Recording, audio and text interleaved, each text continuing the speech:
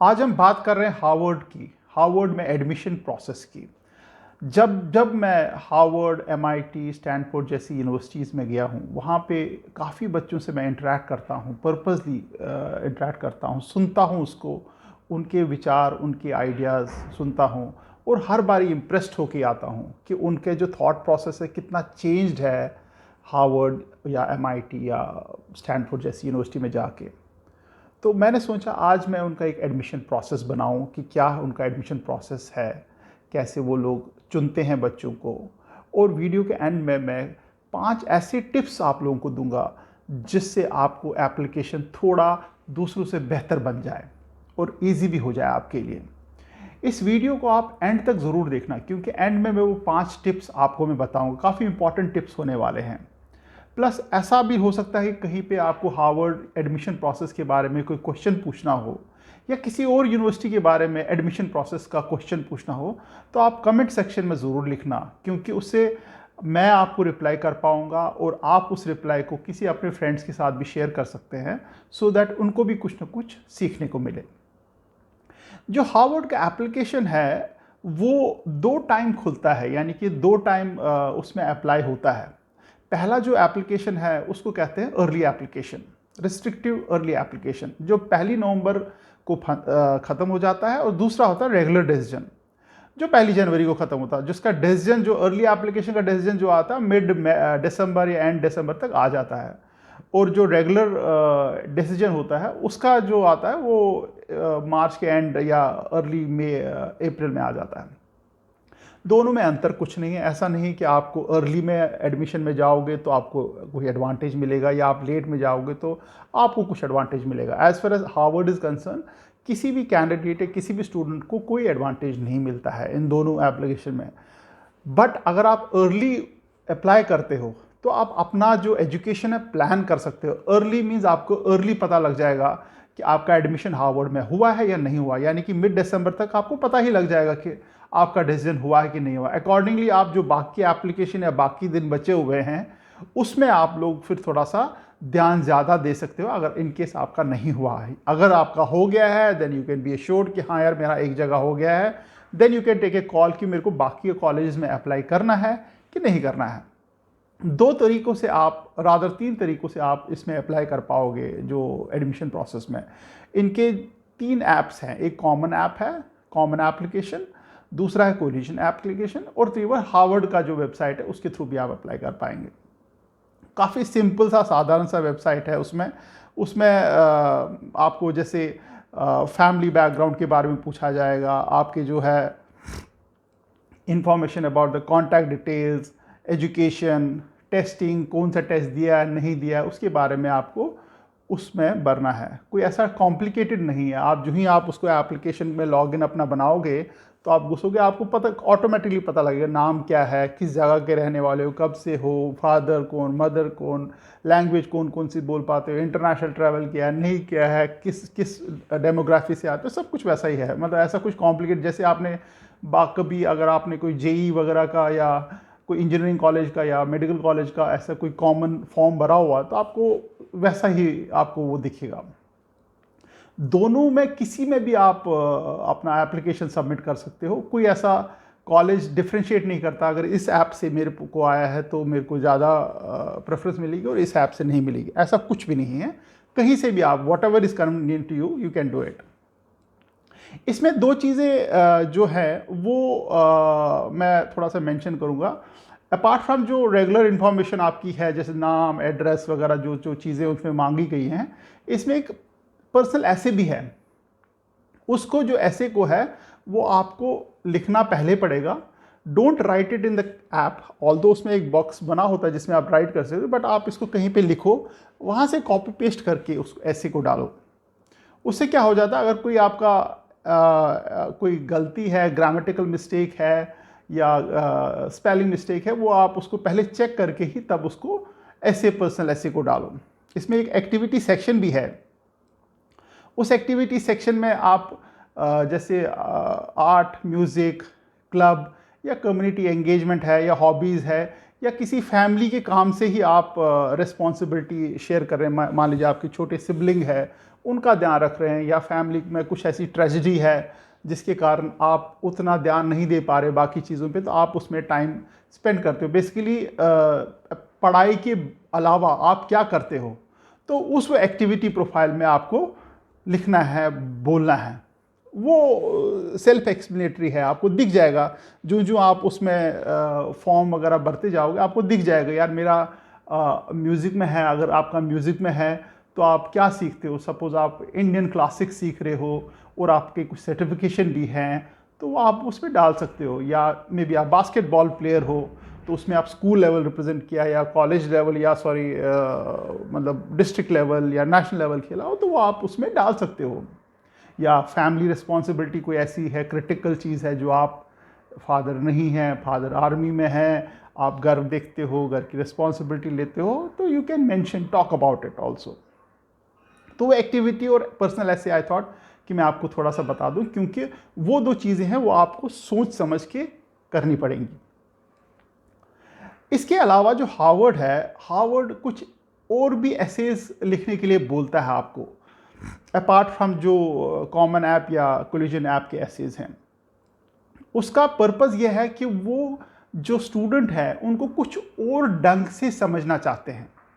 Basically आप तो Harvard में जाके मिलते नहीं हो किसी से, आपका जो भी इंटरेक्शन है वो थ्रू दिस एप्लीकेशन ही है, या जो अभी आपने राइटिंग में दिया हुआ उसके थ्रू ही है। तो वो कुछ चाहते हैं कि कुछ एडिशनल इंफॉर्मेशन बच्चे से आ जाए, जिससे हम लोग उसको बेटर इवैल्यूएट कर पाएँ।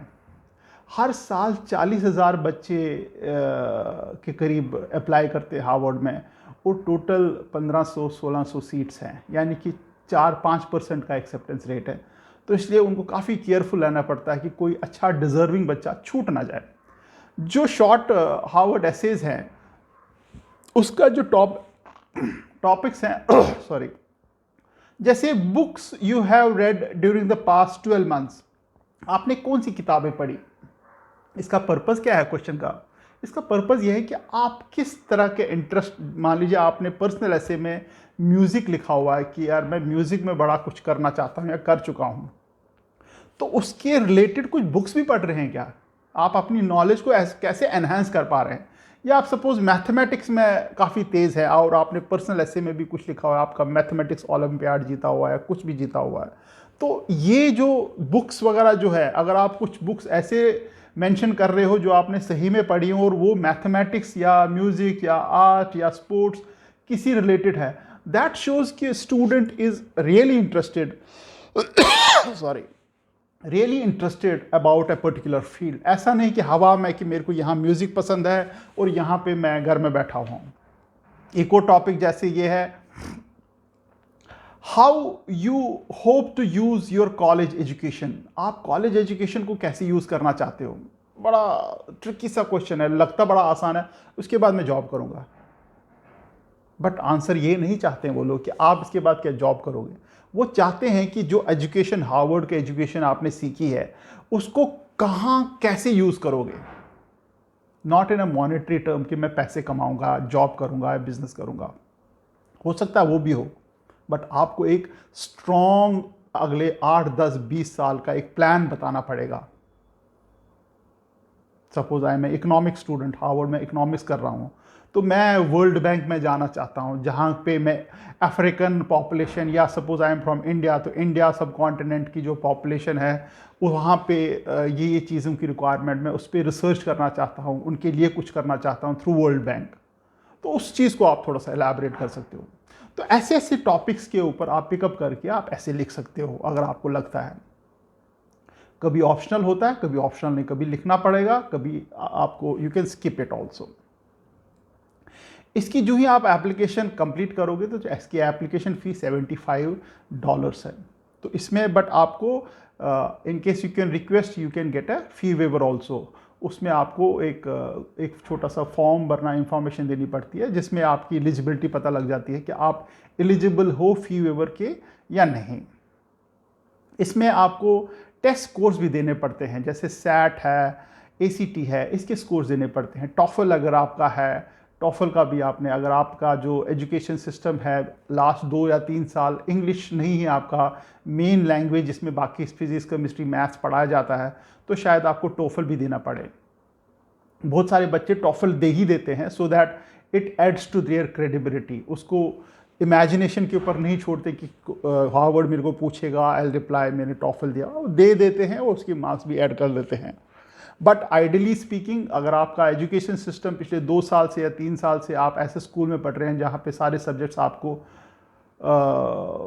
इंग्लिश में ही पढ़ाए जा रहे हैं, then I don't think you are required to give TOEFL. जो सैट का जो रिक्वायर्ड जो रेंज है मार्क्स की है वो 1460 टू 1570 के बीच में काफ़ी सारे बच्चों का एडमिशन हो जाता है, क्योंकि मार्क्स, हार्वर्ड सिर्फ आपके मार्क्स नहीं देखता है। जो सब्जेक्ट सैट है या एपी है वो ऑप्शनल है। अगर आप किसी पर्टिकुलर सब्जेक्ट में, मैथमेटिक्स में, किसी और साइंस सब्जेक्ट में आप बताना चाहते हो जी मेरे को ऐसे सब्जेक्ट में प्रेफरेंस मिलनी चाहिए या मैं इन्हीं सब्जेक्ट में आगे बढ़ना चाहता हूँ, तो वो टेस्ट भी आप दे सकते हैं, बट ऑप्शनल है, ऐसा कुछ ज़रूरी नहीं है। इसके बाद आपको स्कूल्स की रिपोर्ट भी देनी पड़ेगी, जैसे 9th 10th 11th और 12th की रिपोर्ट देनी पड़ेगी। काउंसलर का एक जो लेटर है, रिकमेंडेशन लेटर जाएगा। काउंसलर जो स्कूल में काउंसलर, आप जो ही जाओ स्कूल में जाओगे तो वहाँ पे काउंसलर होंगी, वो आपको एक लेटर लिख के देंगी। उनको मालूम होता कैसा लेटर क्या होता है, बट येस आपको बताना पड़ेगा कि आप किन किन चीज़ों में इन्वॉल्व हैं स्कूल एक्टिविटी में, आप क्या स्पोर्ट्स खेलते हो, आपने कौन सी कम्युनिटी सर्विस की है, सो दैट उनको मालूम रहे कि हाँ अगर आप स्कूल में कुछ विनर हो, आपने कुछ ट्रॉफीज जीती हैं, मेडल जीते हैं, वो आपको थोड़ा सा उनको बताना पड़ेगा, क्योंकि उनके पास काफ़ी सारे बच्चे आते हैं जो उनको रिकमेंडेशन लेटर या स्कूल रिपोर्ट्स मांगते हैं। उसी रिपोर्ट में वो वहाँ पे उनको प्रेडिक्टेड स्कोर्स भी देते हैं कि 12th में आपके कितने मार्क्स आएंगे, क्योंकि आप ये 11th के जो मिड 11th होता है, 12th का जो मिड होता है तब आप अप्लाई करते हो, क्योंकि 12th के तब तक मार्क्स नहीं आए होते हैं। 2 टीचर्स की रिकमेंडेशन चाहिए आपको, यानी कि जो आपको पढ़ा रहे हैं, सपोज आप accountancy, business studies, economics, English पढ़ रहे हैं और आप हार्वर्ड में फॉर एग्जांपल इकोनॉमिक्स के लिए जा रहे हैं, तो एक इकोनॉमिक्स टीचर का होना चाहिए और मे बी एक बिजनेस स्टडीज़ का भी टीचर का एक रिकमेंडेशन होना चाहिए जिन्होंने पिछले 2 साल या 3 साल आपको पढ़ाया है, आपको जानते हो, आपके इंटरेस्ट, लाइक्स, डिसलाइक्स जानते हो, आपकी अचीवमेंट्स को जानते हो, तो अकॉर्डिंगली वो उसको आप रिकमेंडेशन लेटर में लिखवाना पड़ेगा। एक मिड ईयर स्कूल रिपोर्ट भी होगी, जैसे मान लीजिए आपकी क्लास टेस्ट होते हैं हर सेमेस्टर में, हर 3 महीने में एक यूनिट टेस्ट होते हैं, उनकी एक रिपोर्ट भी जाएगी ताकि उनको पता लगे कि 12th में बच्चे की कितने मार्क्स आने वाले हैं। और फिर वो फाइनली जब 12th के मार्क्स आ जाएं और तब तक आपका शायद एडमिशन हो चुका होगा हार्वर्ड में, तो वो मार्क्स भी देने हैं, so that they want to see कि यार बच्चे ने अच्छे मार्क्स लाए हैं नहीं लाए हैं। अगर वो प्रेडिक्टेड स्कोर आपने 95% डाले थे, तो क्या वो 95 या 88% है कि बिल्कुल ही डाउन है। अगर बिल्कुल ही डाउन है, they may ask for an explanation, या उसको थोड़ा सा एक एक्शन हो सकता है उसके अगेंस्ट। तो ये तो था कंप्लीट प्रोसेस जो हार्वर्ड का है, एडमिशन प्रोसेस। इसमें कुछ ऐसा भी हो सकता है जो आपको चीज़ें समझ नहीं आ रही हैं, या कुछ ऐसी भी चीज़ें हैं जो आपको लग रहा है कि इसमें थोड़ी और क्लैरिटी चाहिए। आप कमेंट सेक्शन में ज़रूर लिख लो ताकि मैं आपको इंडिविजुअली आपको रिप्लाई कर पाऊँ, या आप किसी और यूनिवर्सिटीज़ के बारे में जानना चाहते हैं तब भी आप कमेंट सेक्शन में लिखो।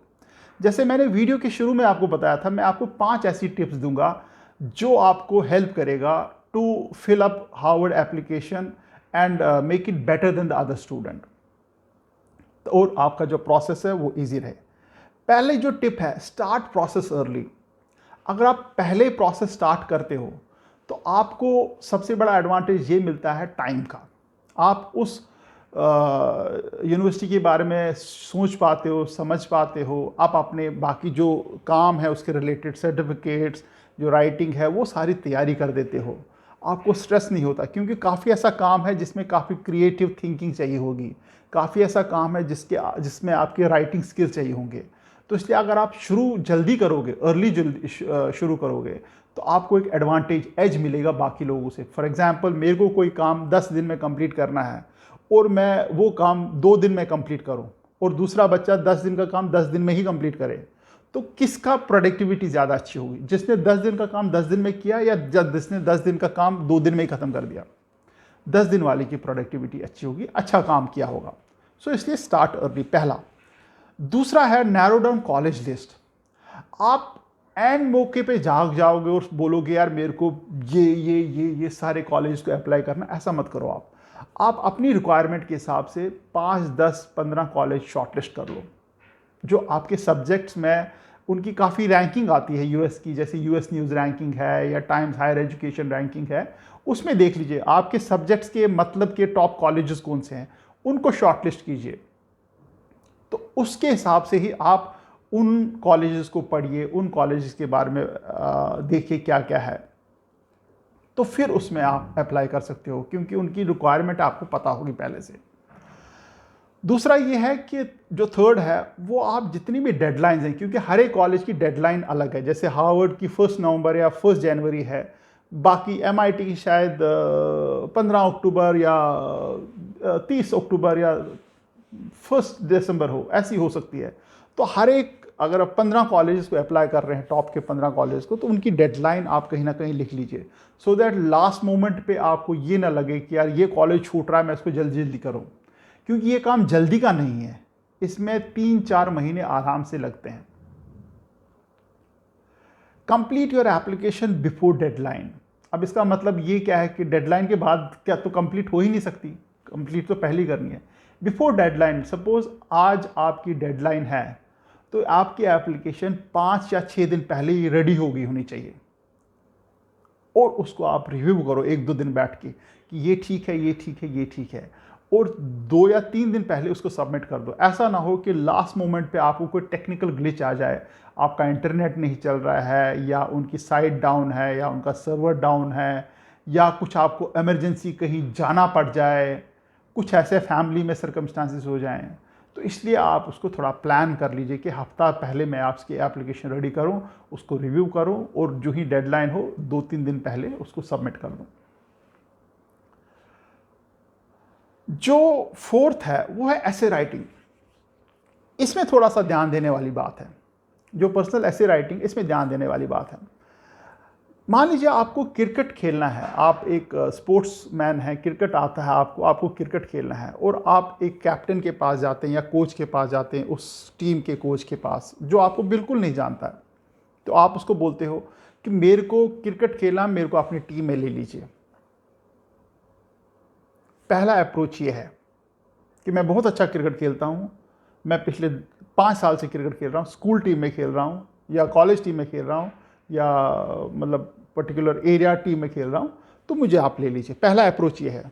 दूसरा अप्रोच ये है कि मैं स्कूल टीम में 5 साल से खेल रहा हूँ, मैं 4th या 5th डाउन बैट्समैन हूँ, जब लास्ट के ओवर बचते हैं तब मैं ज़्यादा इफेक्टिवली हिटिंग कर पाता हूँ, रन ले पाता हूँ, जब रिक्वायर्ड रन रेट काफ़ी ज़्यादा हो तब मैं ज़्यादा एग्रेसिवली खेल पाता हूँ, मैं बिग हिटर हूँ, 6 वगैरह काफ़ी अच्छे से मार पाता हूँ, मैंने पिछले 3 मैचेस में इतने रन बनाए, इस एवरेज से बनाए, और मेरे को ये trophies, man of the match, man of the series मिले हुए हैं।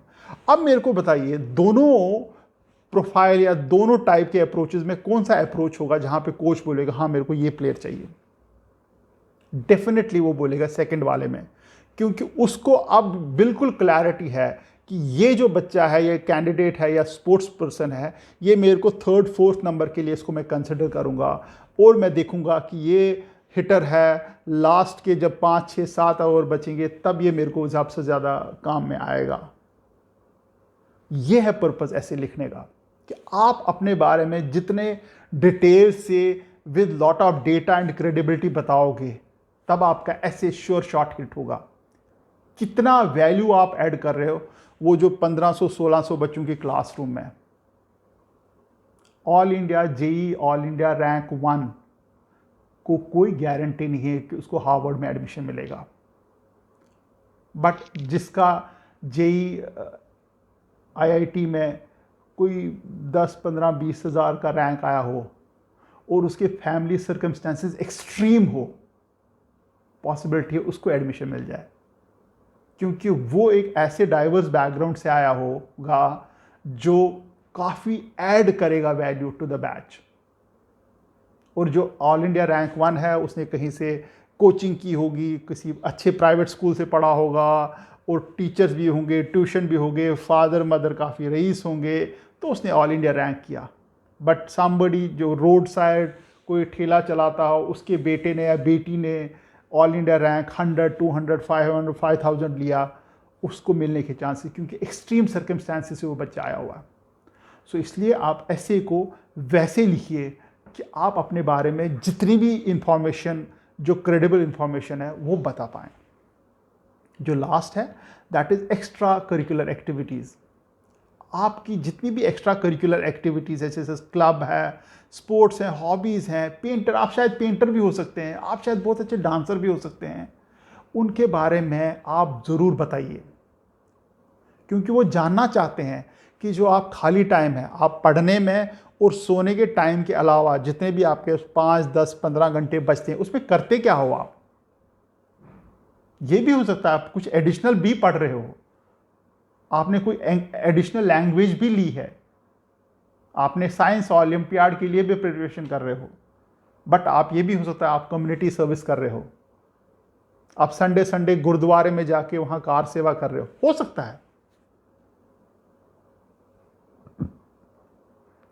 हो सकता है आप शनिवार के दिन बाहर शनि देवता के बाहर जितने भी जो होमलेस लोग होते हैं उनको शायद कंबल देते हो, कुछ चंदा इकट्ठा करके उनको पैसे देते हो। ये भी हो सकता है आप गरीब बच्चों को पढ़ा रहे हो, और ये भी हो सकता है आप कुछ नहीं कर रहे हो। तो इसलिए इस पहलू पे भी आप थोड़ा सा ध्यान दीजिए। तभी मैं बोल रहा हूँ इस एप्लीकेशन को भरने के लिए आपको कम से कम 2-3 महीने चाहिए सोचने समझने के लिए। हो सकता है कुछ और भी पॉइंट छूट गए हों, या आपकी कुछ FAQs टाइप की कुछ क्वेरीज हों, तो आप मेरे को लिखो ज़रूर, या किसी और यूनिवर्सिटी के बारे में भी जानना चाहते हो तो लिखो ज़रूर। उससे क्या होगा कि आपको कुछ और सीखने को मिलेगा, बाकी बच्चे जो आपके जो फ्रेंड्स वगैरह हैं उनको भी कुछ सीखने को मिलेगा। Thank you very much and good bye.